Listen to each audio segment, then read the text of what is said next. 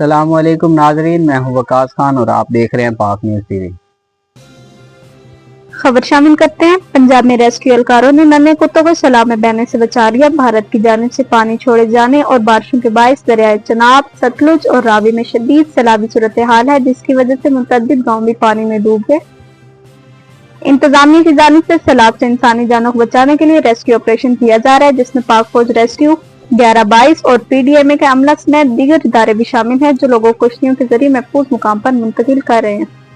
ایسے میں social media پر rescue کی مختلف ویڈیو سامنے آ رہی ہیں، لیکن ایک ویڈیو ایسے بھی ہے جسے سوشل میڈیا صارفین تعریف کر رہے ہیں۔